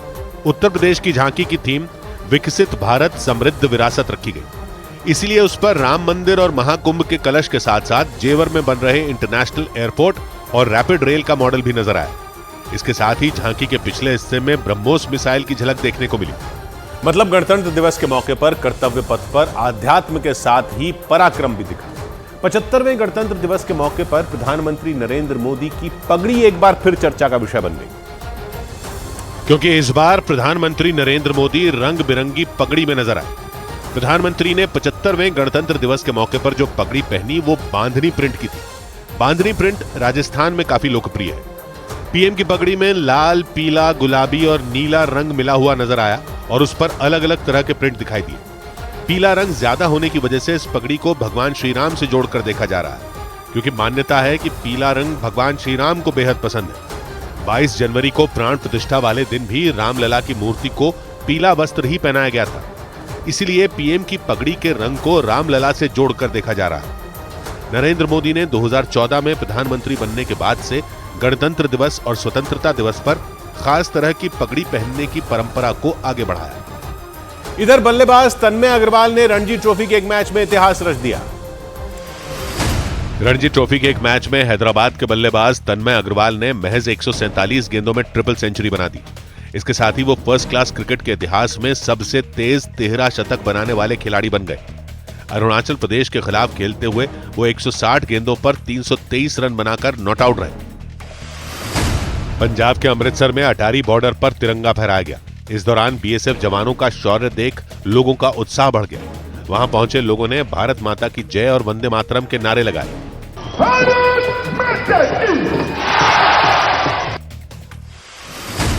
झारखंड हाईकोर्ट ने मनुस्मृति का जिक्र करते हुए एक महिला को गुजारा भत्ता देने से इनकार कर दिया। अदालत ने साफ किया कि अपने फैसले के पीछे उसने भारत के धर्म ग्रंथों को आधार बनाया, जिनमें बुजुर्गों की सेवा करने को भारत की संस्कृति बताया गया है। अपने परिवार से अलग रह रही उस महिला ने अपने पति से गुजारा भत्ता दिलाने की मांग की थी। उत्तर प्रदेश के इटावा में वन विभाग और एसटीएफ की टीम ने मिलकर कछुओं की तस्करी करने वाले गिरोह को पकड़ लिया। इस दौरान तस्करों से 650 से ज्यादा कछुए बरामद किए गए। अंतर्राष्ट्रीय बाजार में इन कछुओं की कीमत करोड़ों में बताई जा रही है।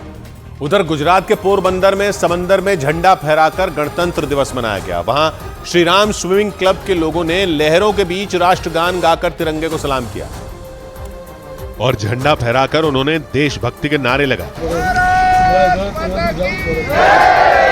पोरबंदर में श्री राम स्विमिंग क्लब के इन लोगों ने समंदर में तिरंगा लहराकर गणतंत्र दिवस मनाया और देश के लिए अपना सम्मान जताया।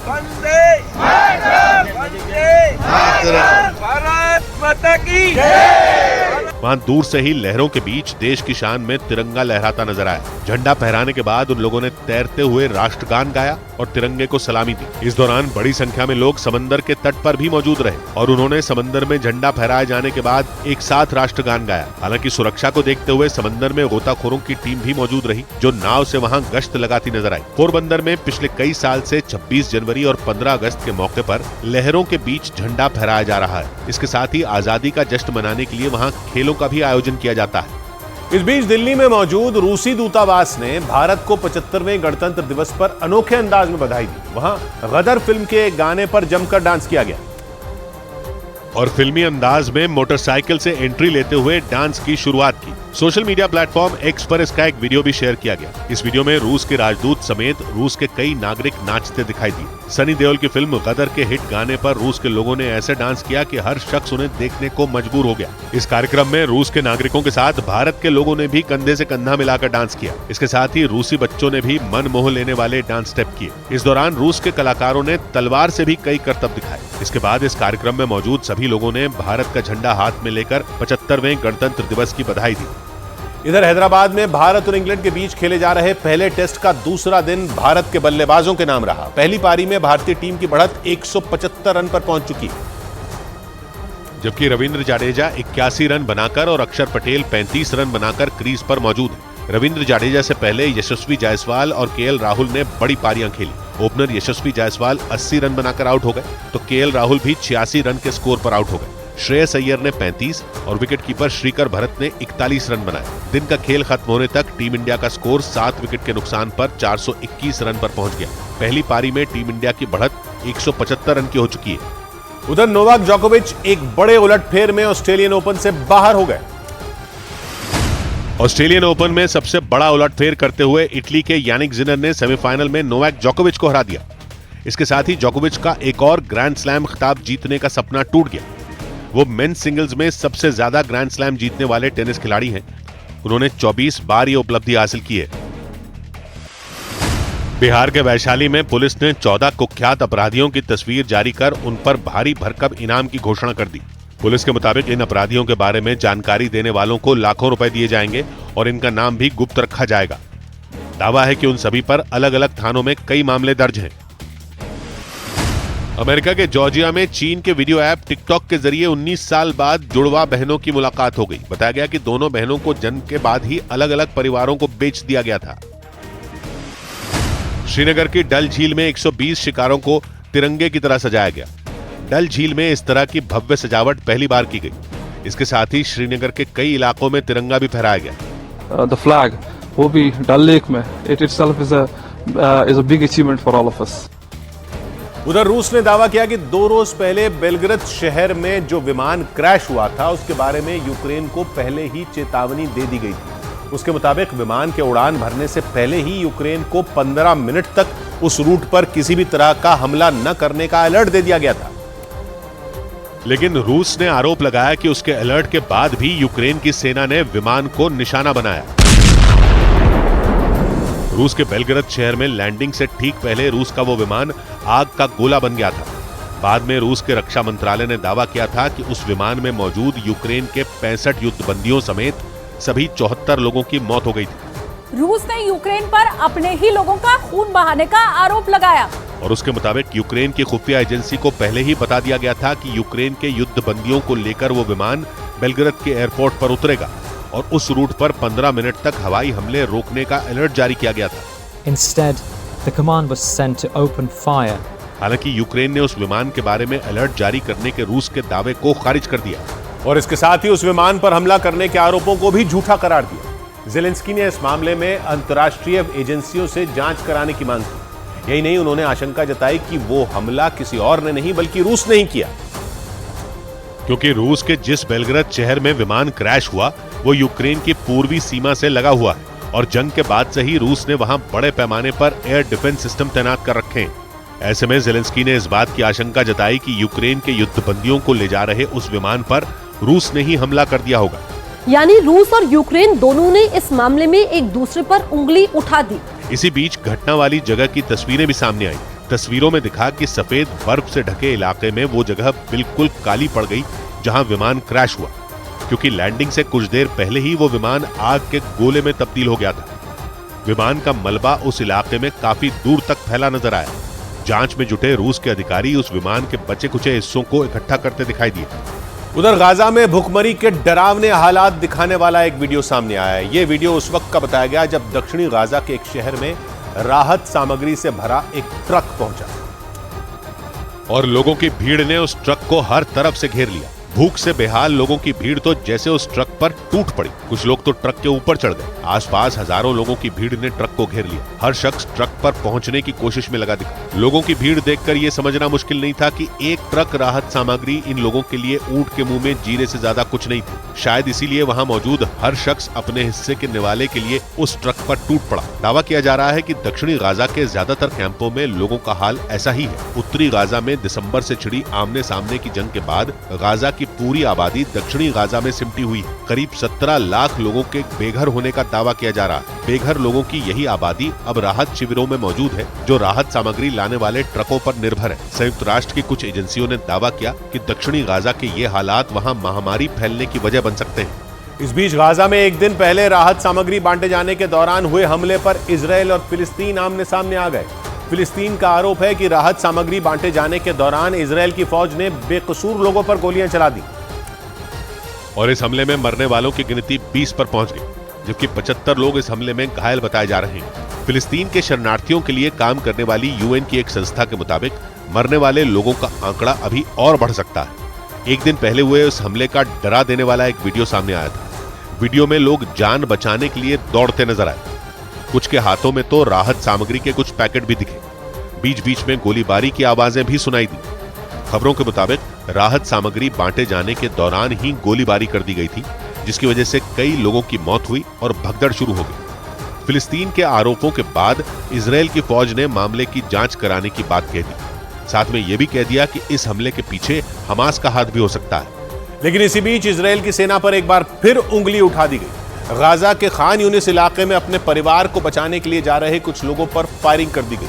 वो निहत्थे लोग हाथ में सफेद झंडा लेकर जाते दिखाई दिए, लेकिन इसी दौरान उन पर गोलियों की बौछार कर दी गई। गोली लगने की वजह से काली जैकेट पहना एक आदमी जमीन पर गिर गया। जब वो नहीं उठा तो उसके साथ मौजूद दूसरे लोगों ने हाथों और पैरों को पकड़कर उसे उठाया और वहां से दूर ले गए। वो उस आदमी के लिए मदद मांगने के लिए चीखने लगे, लेकिन इतने में ही दोबारा गोलियों की तड़तड़ाहट से पूरा इलाका गूंज उठा।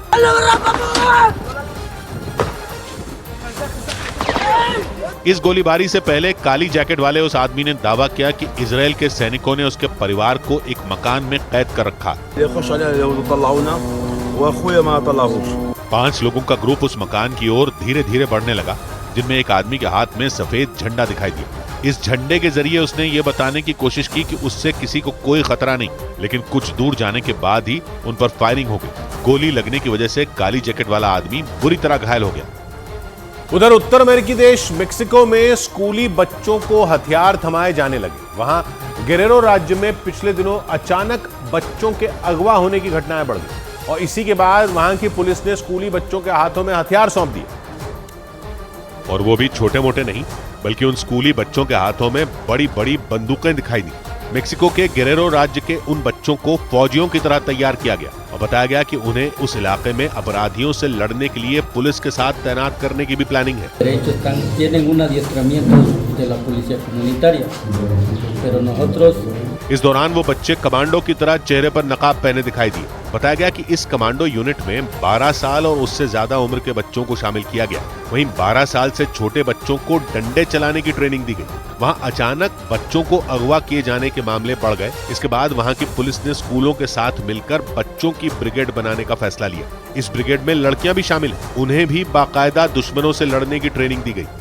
इधर बिहार के मधेपुरा में चल रहे भागवत कथा के एक कार्यक्रम में अचानक हड़कंप मच गया। वहां भीड़ में मौजूद एक आदमी ने कथा सुना रहे शख्स पर अचानक हमला कर दिया और उन्हें उनकी कुर्सी से गिराकर उन पर पिस्तौल तान दी। पूरे पंडाल में हड़कंप मच गया। किसी को कुछ समझ नहीं आया कि आखिर कथा सुना रहे शिवा शास्त्री पर हमला क्यों किया गया। हमला पिंटू सिंह नाम के आदमी ने किया, जो भागवत कथा के दौरान ही अपनी सीट से उठकर मंच पर चला गया। इत्मीनान से वो मंच पर चढ़ने के बाद सीधा शिवा शास्त्री के आसन के पास पहुंच गया।